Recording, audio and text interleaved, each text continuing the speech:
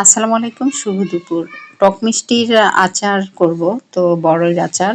তো সেটার জন্য আমি নিয়েছি এখানে গুড়, খেজুরের গুড় না, এটা হচ্ছে আখের গুড়।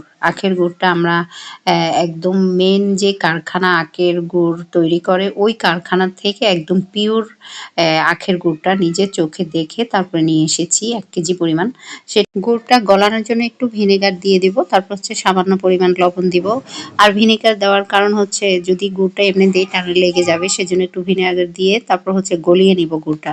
এই শীতের সিজনে আমি একটু খেজুরের গুড় বা আখের গুড় কিনি নাই, কারণ হচ্ছে সব কেমিক্যালের ভিডিও দেখে আমার একদম মানে রুচি উঠে গেছে সমস্ত গুড়ের প্রতি, সেজন্য আর কিনা এতটা হয়নি। কিন্তু এটা যখন দেখেছি, এটা একদম কারখানার মধ্যে নিজের চোখে দেখেছি যে কোনো ভেজাল বা কোনো কেমিক্যাল মিক্স করে না, সেজন্য এখান থেকে দেখে শুনে বুঝে তো 1 কেজি নিয়ে এসেছি। তো এটা খাঁটি মনে হচ্ছে।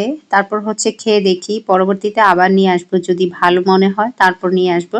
তো আমার এখানে গুড় দিয়েছি 100 গ্রামের মতো, যেহেতু বড়ই 1.5 কেজি পরিমাণ, সেক্ষেত্রে আমার একটু গুড়টা বেশি দিতে হবে, তো 150 গ্রামের পরিমাণ দিয়েছি। তারপর দিয়েছি হচ্ছে শুকনা মরিচ, এখন দিব হচ্ছে 5 ফোড়ন যে মশলাটা করেছি গুঁড়ো পাউডারটা, সেটা দিয়ে দিচ্ছি।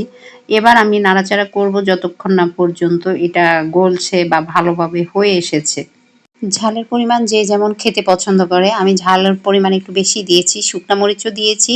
আবার আস্ত শুকনো মরিচের সাথে সাথে আবার গুঁড়ো মরিচ গুঁড়োটাও দিয়েছি। তো আমার একটু বেশি ঝাল প্রয়োজন, সেজন্য আমি একটু বেশি বাড়তি ঝালটা দিয়েছি। এবার আমি নাড়াচাড়া ভালোভাবে করছি, একদম পুরোপুরি সিদ্ধ হওয়া অবধি। আর নাড়াচাড়ার উপরে রাখতে হবে, কারণ নিচে গলে যায়, একদম লেগে যায়। যেহেতু এটা খাঁটি গুড়, এটা পানি তেমন একটা বের হয় না গায়ে গায়ে, দেখেন এই যে খাঁটি গুড়টা বোঝাই যাচ্ছে।